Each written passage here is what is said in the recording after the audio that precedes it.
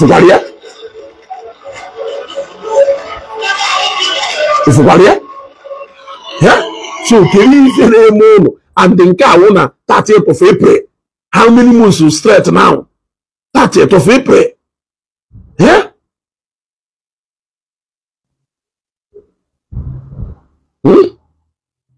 Bagariba? Are you seeing?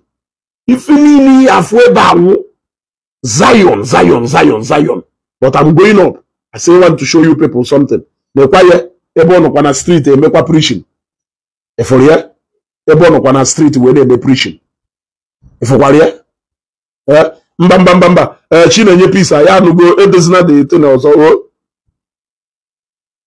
ebezina de ete na ozo. Lekwe, efa ukwa na side Zion. Efokwaria, ko bukwa Bible ya. Kaya bagari. Lekwe ebe on ebe preaching na street.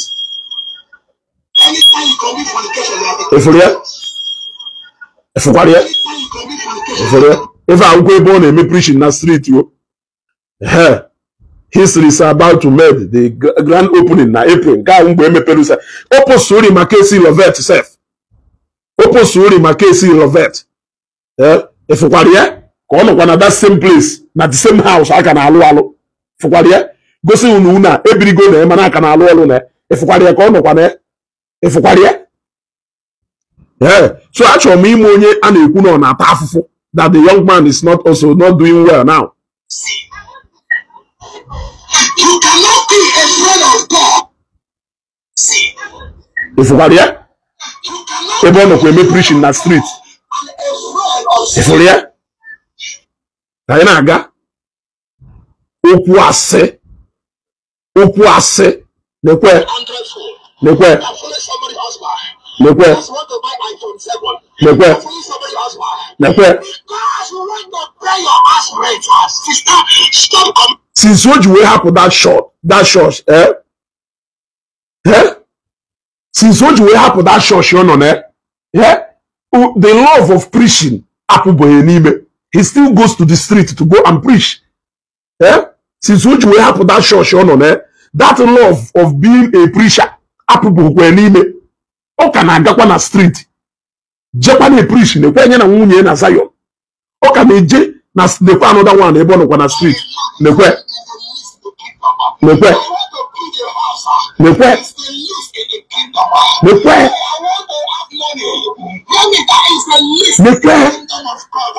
iya fuzi na that church mana mma agba mgbe ya da afọ na that church kana aga kana mgbe ya fu mgbe o kana active in that particular church. He even posted the shared Ijowa on April 11th.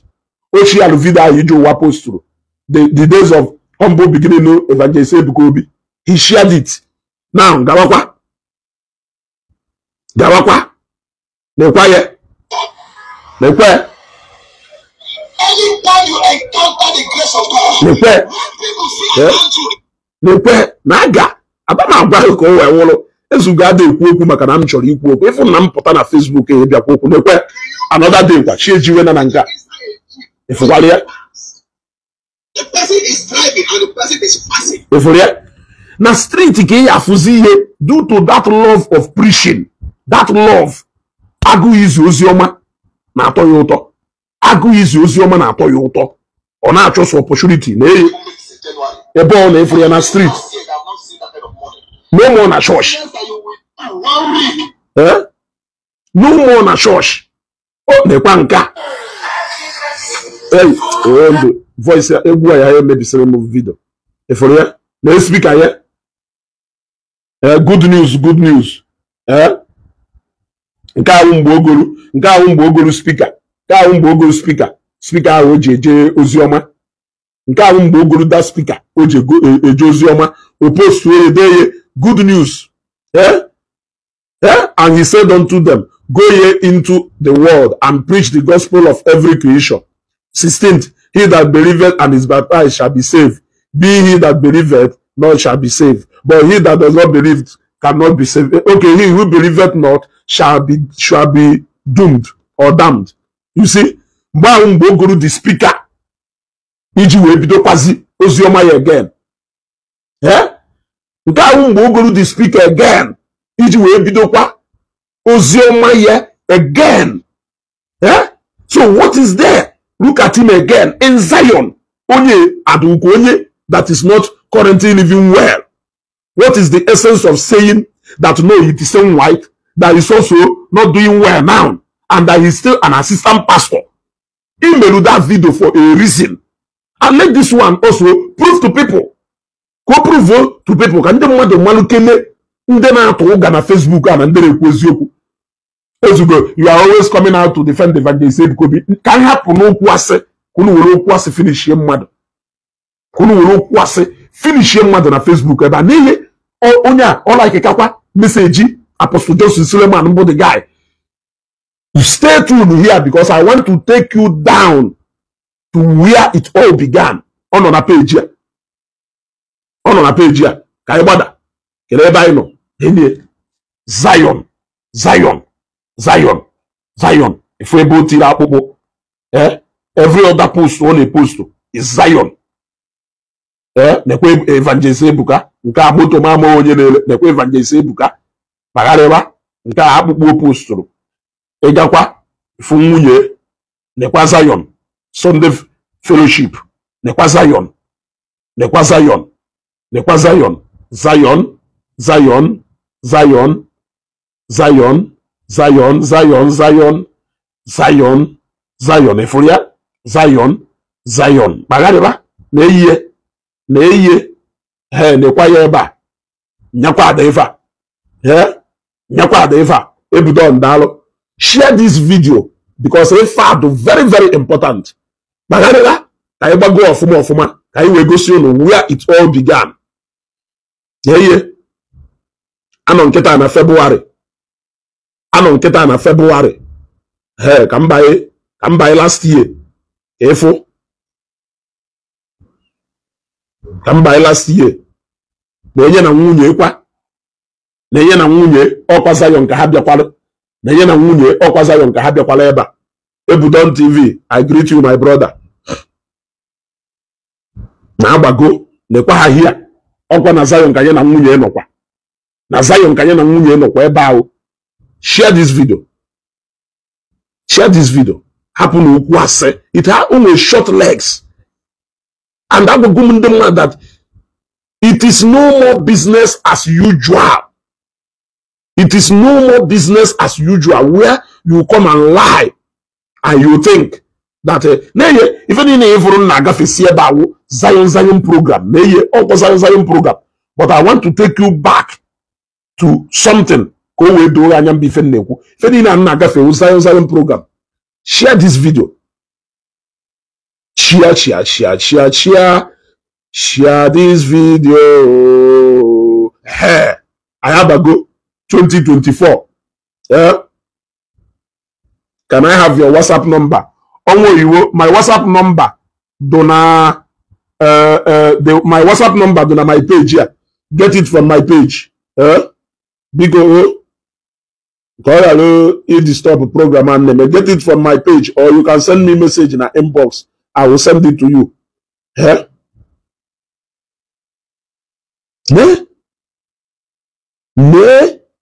Everything only post to here. Nekwebe onokwa na street. Obviously, n'ime Lagos Island. Ne preach kwa. Nekwebe onokwa na street ne preach. Iji gosigodo na nwoke ugodo ife onye ife gbasara church na-echu ụla. Ife gbasara church na-echu nwoke ụla. Ka ịgbada achọrọ nke efu ebe ọla ikeke Apostle Johnson Suleiman.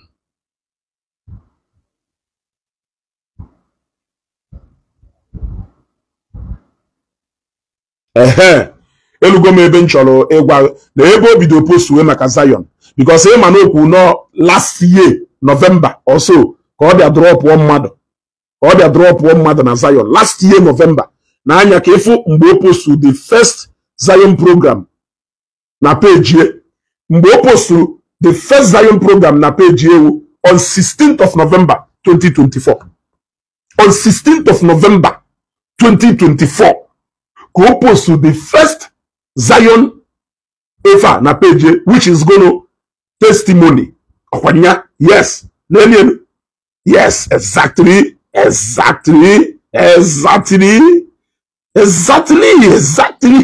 Go and check. Where is the lie? Can you tell me the lie? Opposed to first Zion program. Okay. Yes. 12th of November 2024. Sorry.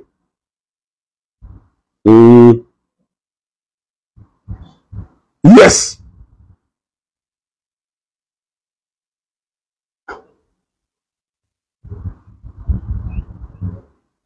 Yes. So which clears our doubt that no na November ko piano e drop mwado. Wherefore about Zion. Now, from that time, if he had afu on a post to zero, Apostle Johnson Ebone la popo. Makoto ko mwembono kata lewa popo. I actually saw that na opposed to Night of Open Heaven, na 10th of November. But from 9th of November, if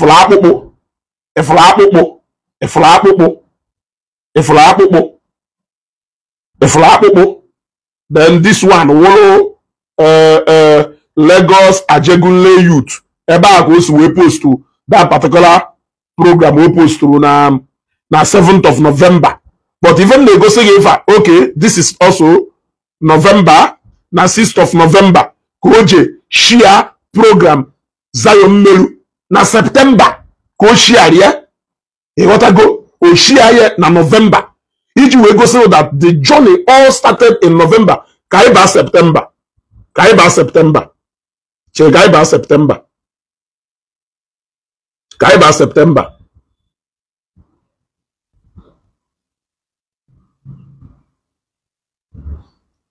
Okay. Kaiba na September. Okay, October rather. Now, from October now, Apostle Johnson Suleiman Eforia. If Apostle Johnson Suleiman. Eba higher if Apostle Johnson Suleiman. Eba hana September. If he had for Apostle Johnson Suleiman. There are people that are so nasty. Apostle Johnson Suleiman.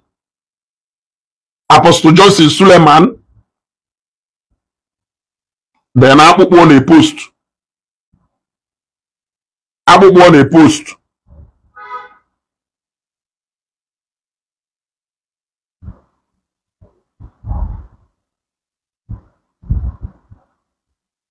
You see? If by in October, if you na or post to anything mostly about Zion, if you post to normal business, yeah, which is Abu Ele, nka awukwa Celebrity TV, nka awukwa Apostle Johnson Suleiman, nka awukwa Apostle Johnson Suleiman, nka awukwa Gospel Lift Channels, nka awukwa another thing, nka awukwa Apostle Johnson Suleiman, nka awukwa Apostle Johnson Suleiman, nka awu Omega Fire Ministry, ya OFM Onitsha, OFM Onitsha, Apostle Johnson Suleiman. Nka awulu framing channel, another pastor. Nka awukwa Apostle Johnson Suleiman. Nka awukwa Apostle Johnson Suleiman. Eforia. Nka awukwa Apostle Johnson Suleiman. Eforia. Nka awukwa Apostle Johnson Suleiman. Eba. Nka alo shuzin. Nka awu Johnson Suleiman. Bagalia. Nka alo shuzin. Bagalia. Nka wolo Idahosa, nka wolo Idahosa, nka wolo Apostle Johnson Suleiman, nka wolo Johnson Suleiman,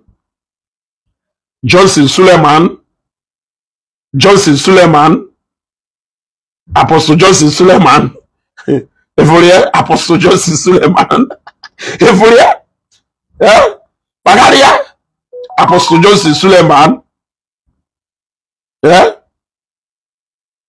Bagalia, Iba from October down. If not from October down, no ye into Zion. So from November, Obiar Zion, every single day, only post everything about Zion till today, Mona. But before then, now, ne oboso be the post today if you basaru shoes can go say something. He wefo mbaho offer out within the church on there. You wefo abubu if on a post mbaho. Even more that this is the beginning of my new journey. Kerebo Delie awaiting complimentary card of that new business. Oshorime agagonya. When August 2023, I have now about the sort of abago. Name work with former church here. Name born with former church here. From 2023, he had that history here with the former church. You want to go? Can go see a history with former church here. Yes. As of 20th of November 2023, okay, post Ive Basalo abundant chisomnya, abundant chisoma, and guess no munye pastor. You want to go?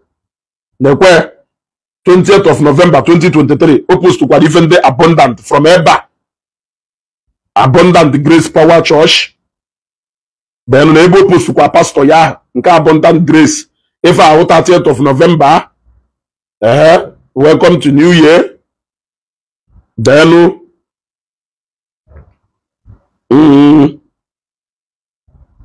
abundant Chinaza.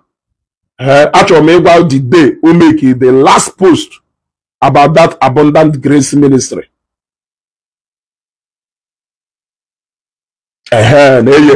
The last day we make the post about that abundant grace ministry on abundant grace on 8th of March 2024. Then we'll make use any post again from that March, from 8th of March 2024. We'll make use any other post again until 19th of April 2024. We'll make a post born on a street when they preach. Are you getting what I'm saying? We'll make it shall post to last post about church. Man, and the kita from 8th of March in about kita. If you are that for abundant grace ministry, na pastor yeah, na ye if I go in the ministry yeah, na poster, na ye, na post abundant grace. Eforia, bagoyekwa. Eforia, if you suppose the church ha abundant grace. Eforia, abundant grace. Eforia, abundant grace. Nka wedding event, nka wedding anniversary, nka anyano umu ya, na poster abundant grace. Eforia, from here downwards now, if you are that forget abundant grace, abundant grace, abundant grace, ke you are that forever about previous church here now. Neye abundant grace program ye ni ne ke you are that for eba. Can go see that particular video. Governor Eziokwu post through. Yeah. Abundant grace ministry ha. Ke that for mostly from Eba Bagube. Yeah. Nyake that for mostly from Eba Bagube.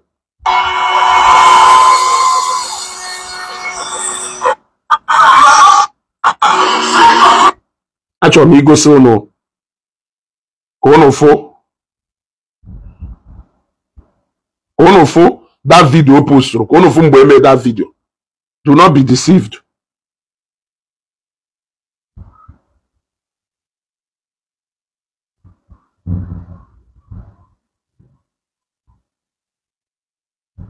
When I say I'm right, I shake the page. Can your amen be louder than your neighbor? Okay, follow. If you are sure that you are hopeful, can your If we are gas man church ya he be preaching. Nya be eva. Nya be eva. Mboka no na church. Mboka no na church. Lekwe. Mboka no na church. Balo. Bagowe. Hey. Phone meje kwana na end try again. Okay. Hey yochi obushiga kwana mmefa. Obushiga kwana m. E mana na agbagogo too much. Jee na page ye. Iyafu boso announce the new chapter in his life.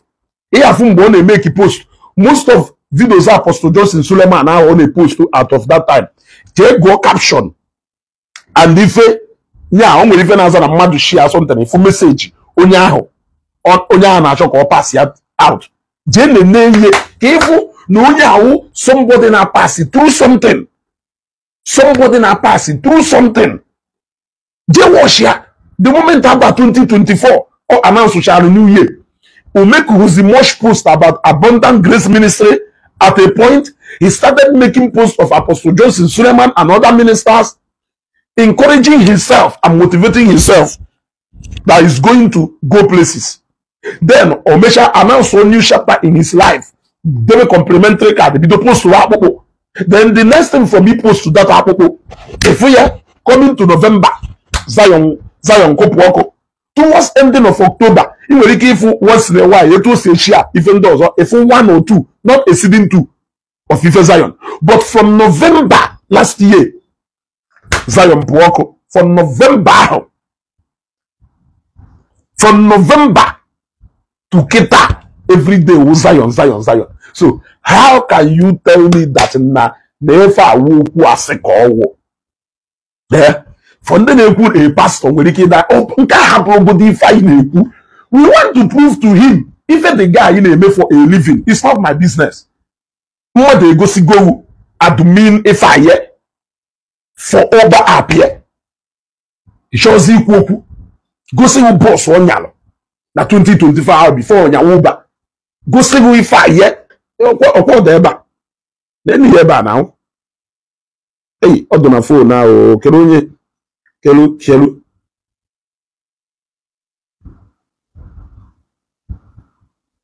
Yeah? Who goes to give me now? Na comment section, yeah? Yeah?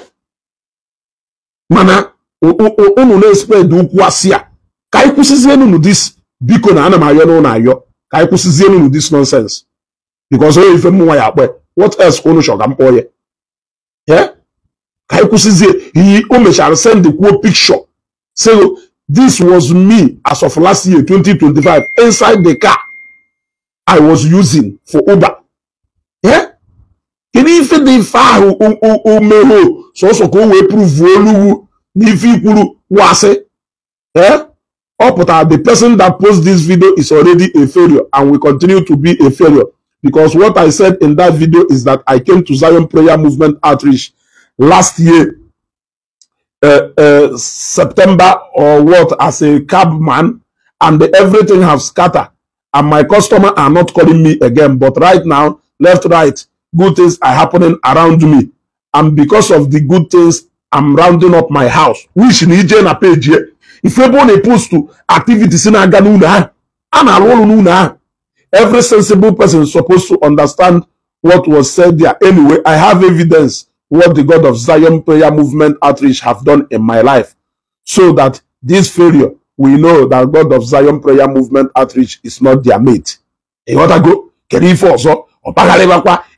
there commenting. He did not run away. He was there commenting. They comment back to back. Kanchotebe opposed to maka Kanchotebe opposed to maka.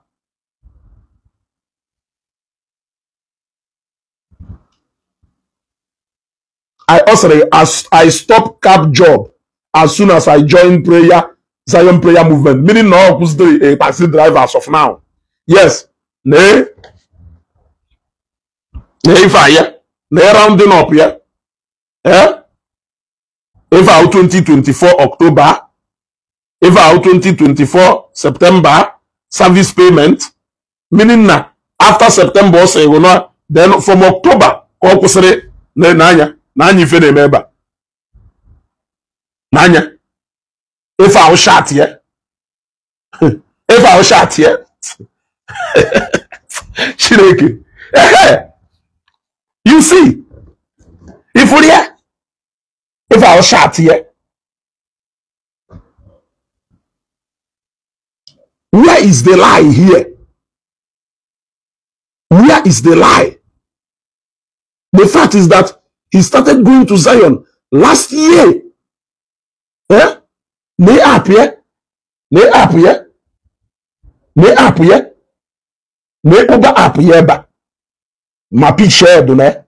Ne? Where is the lie? Where is the lie? Tell me where the lie is.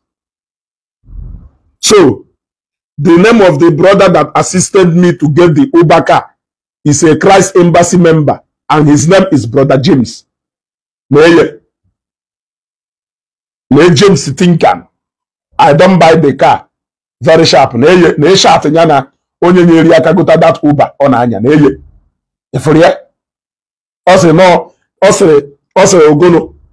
The name of the brother that assisted me to get the Uber car is a Christ Embassy member, and his name is Brother James. If you will save number James Tinkan, could you will save number? Honda baby Honda EOD. Could you will about that Uber? Where is the lie? If I will May 3, 2024, May 3, 2024, can this shouting gallo? Now May 3. 2024 question there if I were that I have gotten the where is the lie?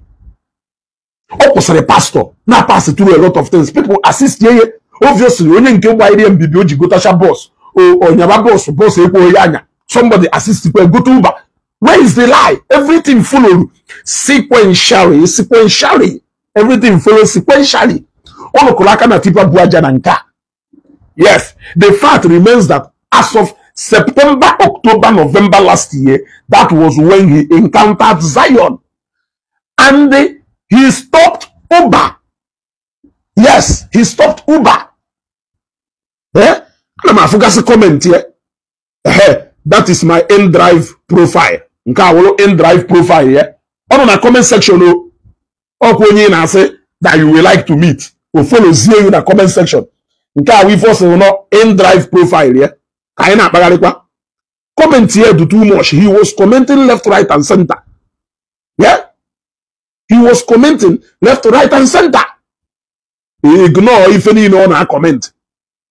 It just like I got kuoku. If you shock I kuoku, it just will choke a pose on noko. And then madu bido cover horn. Yeah?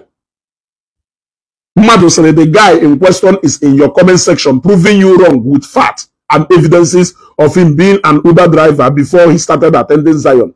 But you want him to accept your lies. This was his dashboard when he was an Uber driver. Zion Akari Gegu Nasre. Yeah? Neye.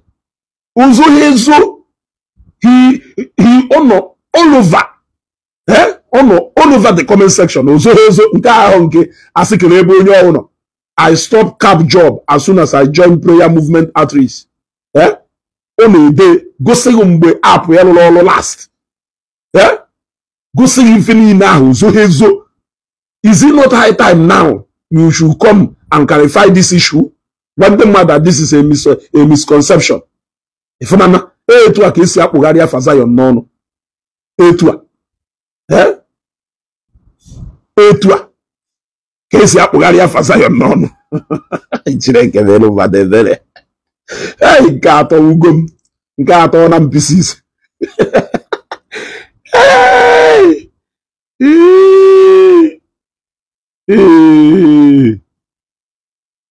when you know when another person do something, one will even joke and go away about very funny.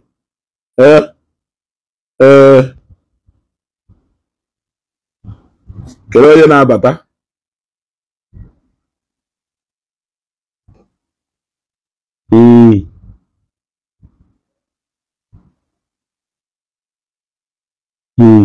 Okay, Angel Okolie sere The funny part is his house is at Araromi along Ishibiri Road. It was Major that even gave him his personal lawyer. He started carrying women that he even wanted to take a second wife. After Major warned him not to, he came to Abundant Grace Power Church to apologize after what he said against Major, sparing his name when he couldn't keep simple instruction.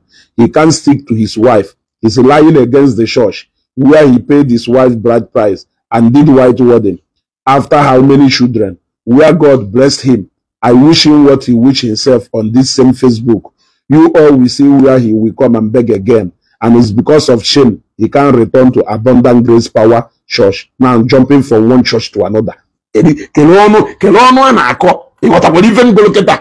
I ask the members of Abundant Grace, this young man ain't anywhere or be on a Facebook page, a cut Abundant Grace Ministry. Evangelist Ebuka Obi located here. Joy Ajuju Makambobi do Zion. Note, that wasn't the time. The testimony Ebidoro or just locate here. Joy Ajuju. Very. I said on him acting.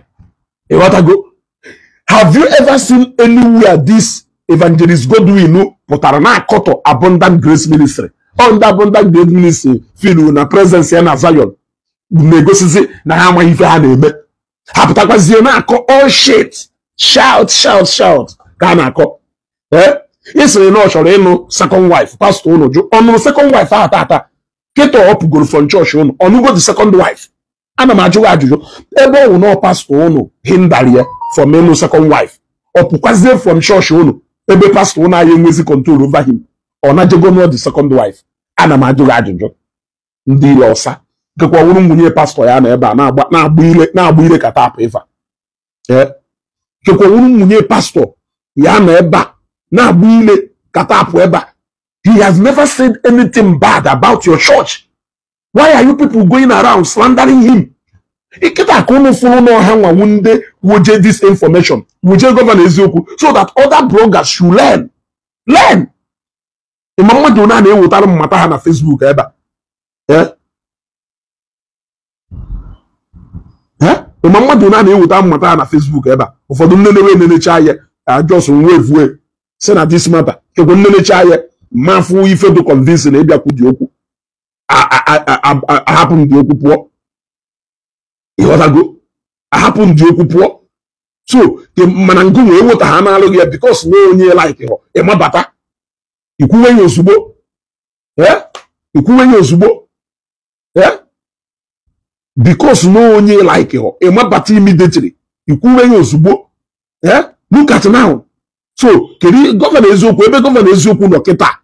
Keri ife keri ka ihe esi wee na-eme onwe now, knowing fully well that you just jump out immediately to come and throw Ogbunigwe. If you relate to Ogbunigwe or maybe internet, you even announced it before you came out.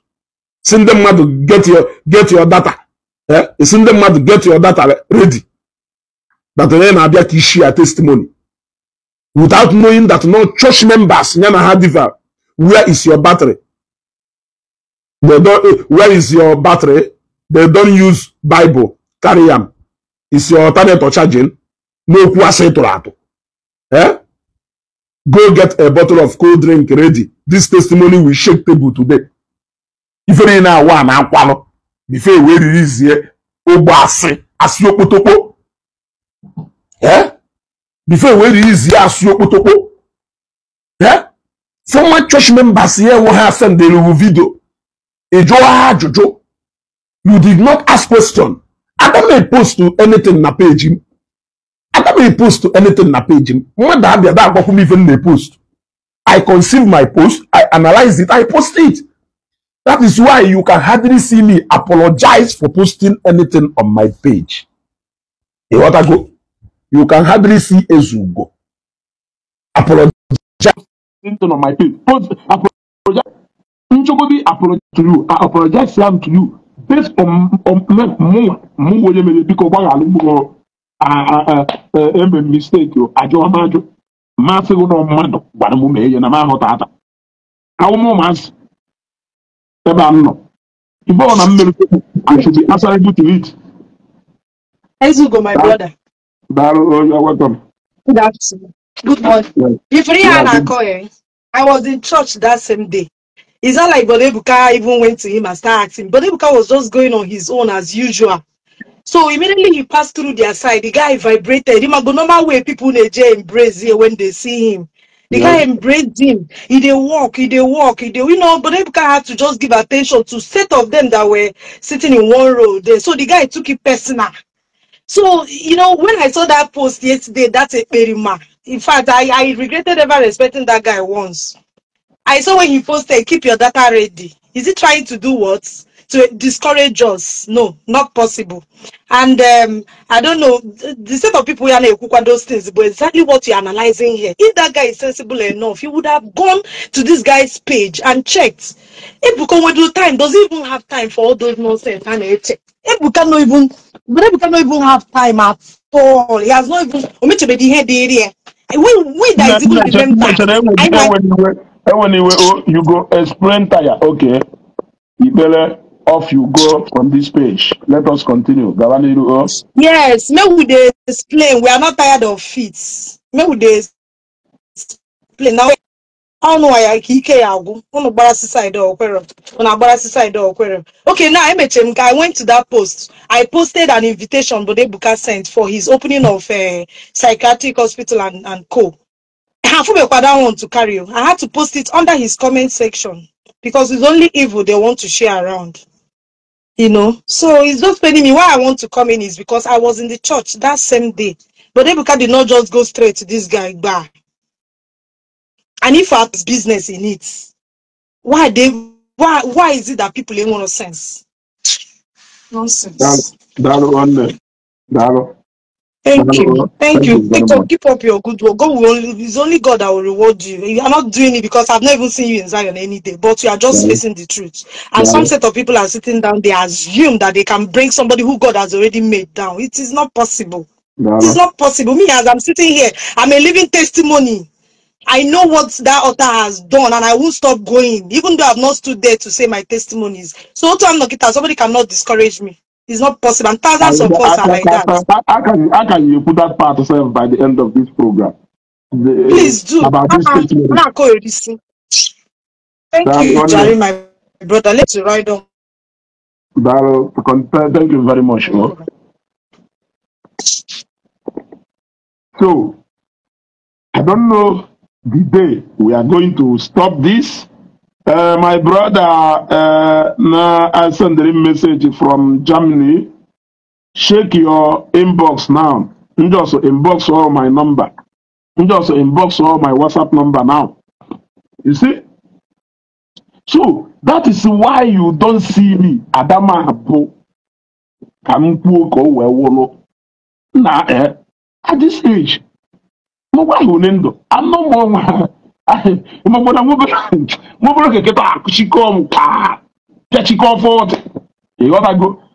should be responsible for my own decision. I apologize to you from my heart. No more ways to go melu. At this age, if I no much didn't something. Okay.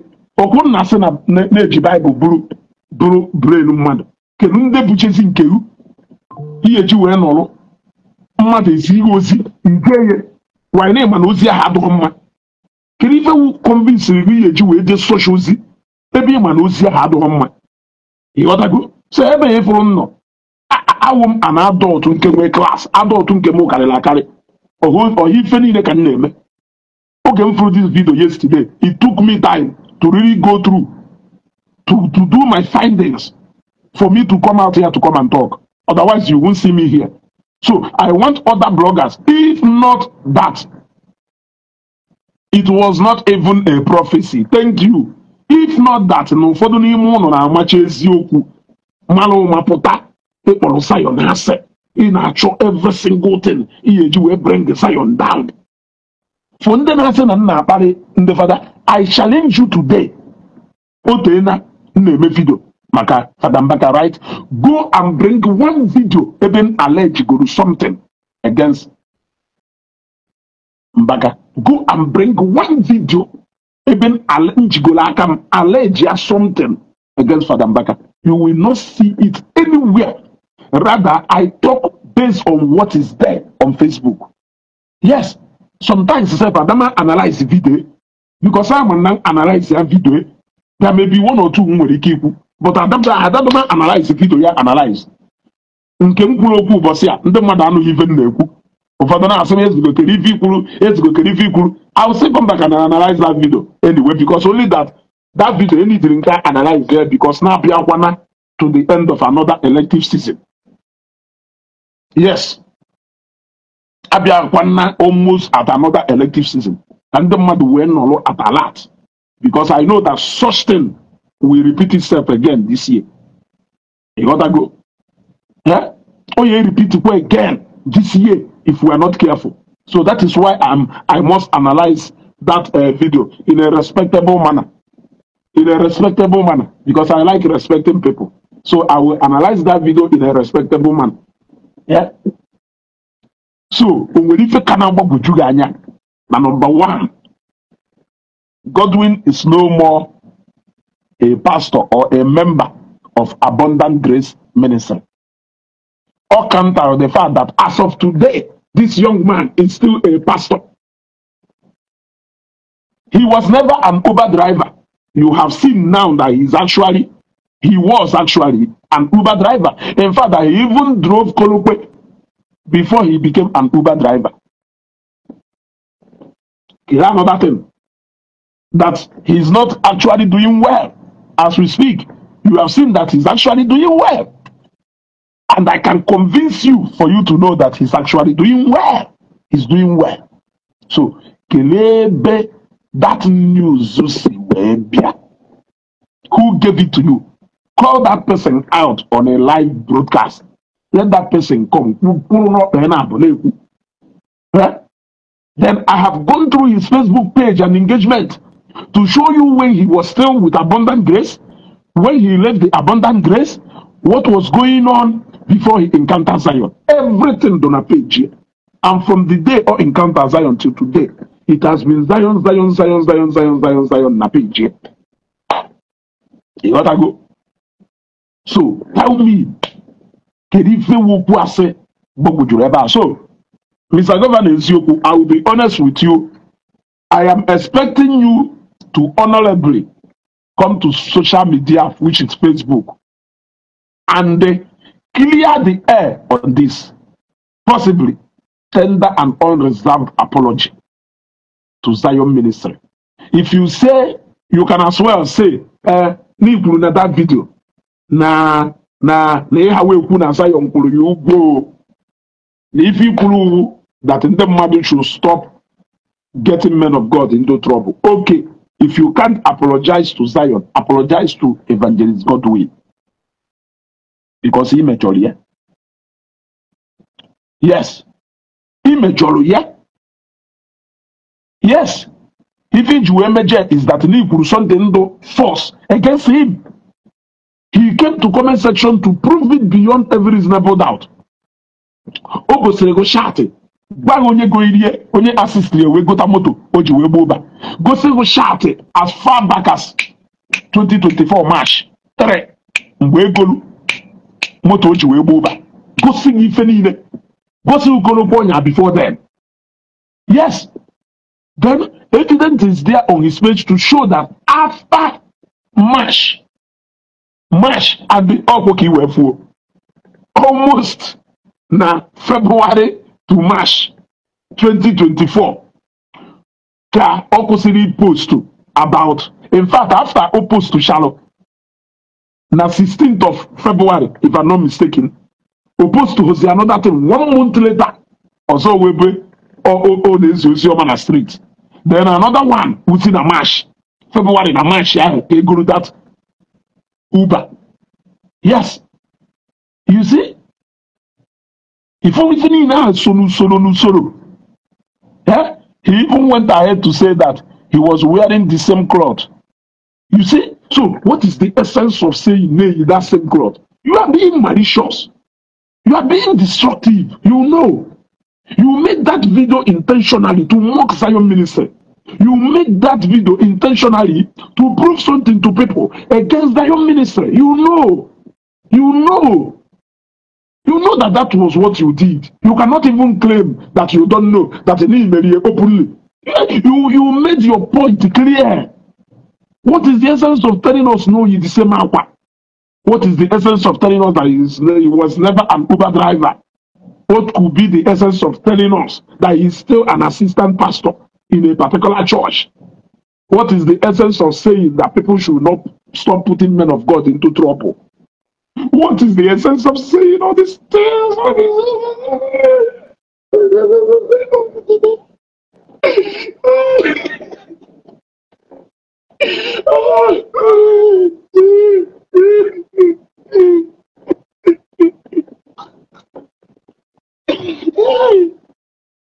I feel like crying for you people. Yeah? I feel like crying for you people. Kaka Black, you are right. His former church did not care until he appeared on Zion. Kaka, but yes, true. I feel like crying for them. You other go, Aqua Mbelu, Belufa. When are you people going to rest? Son of a priest, and I'm on the no Makamunke, laughing emoji. I'm on the abolition.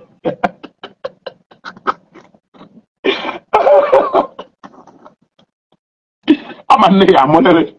Yeah. Yeah, any Cataramundi will buy, a mommy from what to Melundi will buy. Why indeed would you behave like this? I'm asking. Why are we behaving like this? Now, let me tell you the reason why it will be nearly difficult for somebody to corrupt my mind against Zion ministry. In fact, let me put it this way. Let me tell you the reason impossible for somebody to corrupt my mind against Zion ministry. If you end up convincing me that the testimonies and a share on air na Zion, no RNG, are you going to convince me na testimony people share direct to me that did not even come on air, that Evangelist Ebuka Obi did not even know of, that Zion did not even know of? Are you still going to confirm to me that no RNG go? Let me rephrase again. Oh my God, if you finally end up convincing me that na testimony and a share na Zion page, RNG go, iya convince kum na testimony people Zion amaho na ha na bia Zion testimony people the Zion media team are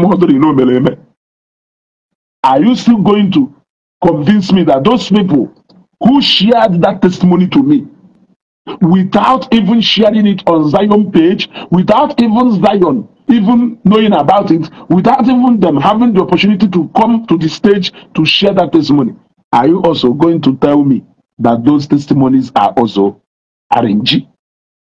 Is that what you are going to tell me? Yeah? I have seen people giving me testimony that has never appeared anywhere. And these are people I know. For some of you, for them, they go direction, they need a miracle with verify. My friend, I know people who are relatives, who are friends, colleagues, business associates, who has received their testimony from Zion, who got their healing, who got their whatever thing from Zion, and it did not even come to Zion for Zion to know that such thing meant. It was their encounter. They share it with you when they see you. Are those people not verifiable source? Are those people not verified source? Do I need to go and verify and get on Facebook when I know that no? Yeah. My 2025 model Corolla came after 2 days. I went to pray on Brother Ebuka's altar. This testimony, Brother Ebuka and Zion don't know about it till today. My brother, you don't even need to say much. I've had one-on-one encounter with a lot of people. Even those people, I have the chance to come to share their testimonies. Or testimony. Majority of people, if you that ministry, based on their encounter, or based on their personal encounter. Not even if I have on Facebook, not even if I have on whatever, all based on their personal encounter. Of other encounter, watching Evangelist Ebuka Obi on a phone like this, had you with that encounter. Pure members of Zion till today. But these are things you don't know. So, such kind of people, if you end up convincing them that in a testimony Nina Nabena on air warranty, if you end up convincing them that na Robert testimony warranty, are you still going to convince them that their own personal encounter is an arrangee? Who arranged it for them? It's a question, and I expect you to answer.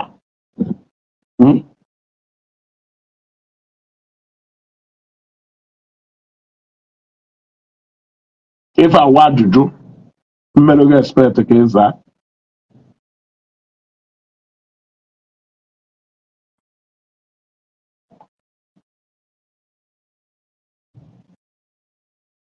Yes, Zainat Queen. All listen the mother, share your testimony. People will be shocked at the level of testimony higher than here. Which even Zion Amoro market. You want to go? You will be shocked at the level of testimony here than which even Zion Amoro market such testimony. So I expect Governor Ezuku to come and apologize to Evangelist Godwin. And not only apologizing to Evangelist Godwin, apologize to Zion Ministry for presenting them in a bad way. Because that was what you did. You did it intentionally, bro. Yes, you did it intentionally. You did it intentionally. Immediately, intentionally. You can't tell me anything. Anyway, I think at this point, I will be hanging my boots here. I love you all. This is Ezugo. Jezienu Koloha. Bana na ya kapasigo ukwasiya. Ema no me tua. Ona feel my dear friend got a good job last year, 100 days on the 30. You see? My own testimony there, Cynthia and Zekwe, you see? A lot of them can share their individual testimonies and encounter. Even my mom kuzila isi aina gwara isi na anya bebe lo nwere ife na na-etu a ihu anyị si wee dị iche iche ka nsogbu anyị si wee dị iche iche. So ịma ife na-akpa m, ị nwere ike na-eme anya chere ego na-akpa m, ya ma na ọha ego na-akpa m, enwetara m ife ahụ nna ya Chukwu. Ị ka na-ene anya na onwe obuchipu wee bịa, ya mmadụ na ife na-akpa m na-enye nsi press night na Chineke emegoro ya nwee ndị ọrụ ego. Ihe ebe ya ifuru ịpụta na chọọchị ikekwe ife onye ji ọkpa aga esi n'elu ọkwa na-eje ụka ịmaghị ife na-akpa onye ahụ. O nwere ndị ọwụ ụmụ ha, God please bless my children, God please bless my children. Chineke bless ụmụ ya enwe ego koko ya ife niile ahụ iche na ọka enwetala onwe ugo onwe ya in abundance. You cannot tell ife upre ya ebe ya ifuru m nọ. Ị nwere ike ifu onye kwụ na nkilo na-aya ego. Ị nwere ike ifu onye kwụ na nkilo na-aya ego. Azumuo na ife problem ya wego. O mgbe ijekwuru ejuo ya, what can I do for you? Iwe mara ife problem ya. You can see the case of a blind girl Obiano Zion. Evangelist Ebuka Obi juo ya kedu ife ọ chọrọ. One nwere ike ise na ife ọ ya ekwu ka ọ fụ ụzọ. But if ife o kwuru, she wants money instead. So that is one thing nchọ ka ị mara. Ihe ama ife wu problem mmadụ ntị na-ejuo mmadụ. Ị nwere ike ife onye na-eji ọba everyday trek ya were ọkpa na-eje trade fair ichekwa na moto o ji eje problem ọ na-ego moto problem. Iwe kpọzie jụọ ya sị iwere ego nye ụdaba ajụ o je solve problem ya efukwa ọ na-agakwa through that same process ị na-afụ ya ị na-asị n'ọdụkwa kinyere onye ego jerie mana o ji ego a dị solve immediate need ye ọ mgbe ịkpọziere onye ahụ wee jụọ ya si ya biko kedu ife wu problem o wee gwa ya ife wu problem ya. So when you assume to help people, you are likely not to see the manifestation of ebe ahụ ife ichere na ya afọ ego ahụ inyere ha. O nwere onye ya ebi na one room with 3 of ụmụ ya, ịpụta were ife dịka 2 million onye echekwa na inye 2 million ahụ jere ncha 2 bedroom flat ebe ya na ụmụ ya emesapụ ahụ, ịpụtakwa ifekwa ahụ ebikwa na that one room ya mmadụ na owuru n'ego ahụ inyere ya just solve mkpa na-akpa. Yes, just solve mkpa wife na-akpa ya. Ịghọtago? Mma, I guess they are reporting this program. Ha report manụ ọzọ even nwere to do weziokwu a ka mma ada ekwu nye ka mma ada ekwusi nke ọnụ chọọ bido n'ụta a kọba report wee ruo echiri na ọgbasahụ m. Ịghọtago? It's none of my business. Chọọ mma ụlọ eziokwu a ka mma ada ekwu mpụtakwa egwusa nya without offending anybody nwuse mpụọ ọgbasahụ m. Yes. Mba na-asọ Mabel wee nye nọmba m dị na peji m gwa nya jee na-ezugo Global TV nya wolu nọmba m nya kpọọ m na fon. Ịghọtago? Se nya wolu nọmba m nya kpọọ m na fon. Yes, gwa nya jee na my page nya wolu nọmba m o send alụ m message. Mba na-asọ Mabel biko gwa na m sịrị nya jee na peji m mmụọ wezugo nya wolu nọmba m send alụ m message na WhatsApp. Ịghọtago? Or no, there message in my inbox. I want to talk with him.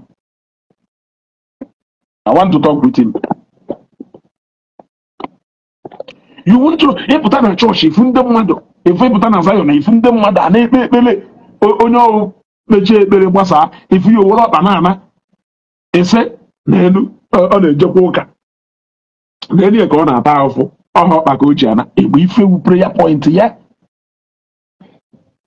prayer point ya nwere ike prayer point ya ahụ dị ife ahụ ị na-ene anya mana ichekwa nọ owere ọkpa na-ana bụ ihe korora ka ị ma na ọya elekwe ka ọ na ọya ele ka ị marụ na ọya ele ka ọ na ọya ele ibe ihe korora ole ihe na-achụkwa ife ahụ ọ na-achụ ọmụ ife ọ na-achụ ọngụ jigara igbu ife ọ na-achụ ọnya ka eji asị giving to meet a need. How can you really give people money or gift people to meet their need? Most times on that we want to ask, but we cannot go and start asking anybody. So when you do what you have to do for those people, you leave the rest for God. That is it. You leave the rest for God. Okay, it work.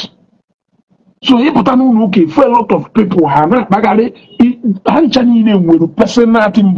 and unfortunately, how one of the five in a church. Now God has solved Goria. It is highly impossible or draw possible. So in the abundant grace ministry, happen Evangelist Godwin Aga or Hosi a member of church and they knew so on a bagadi way. The same thing with the abundant grace ministry. O jekwa fo ihu chukwu na Zion otu chukwu ka na-ekperu hapụzie nu ya aka ịghọtago ụnụ agbasi na mgba ụnụ abụrụzi n'afọ na akpagharị anyị mana this one unu merie and unu merie jeturu onye unu ya enweta wọzụnụnụ mana onye ahụ unu jekwuru na ọ dịka ọwa enemy of Zion ọnya ka unu ji jekwe ụnụ aha bịakwute ma o jekwu ma ha kwe ndị Igbo ma o jekwu ije ụwa ụnụ aka eje achọ onye ọzọ jekwu jenye ka ọ analyze ya unu were ejekwu onye ọ na anyị hapụrụ ya kịta ka ọ fly ya jee pak apịa ya ekele ha ekele afa nke anọ ebe a kele afa akụọma ebu onye efe ya mara ife na-eme news eju ebe niile biko nụ ka nje mfe ụzọ gaa akwụ biko na m nwere n'ọtụtụ do today ka ụbọchị taa mara anyị mmadụ alụnụ biko gwanụ Evangelist Godwin na nsenya kpọọ m ya send their message na WhatsApp or ya send their message na inbox. I want to have a chat with him.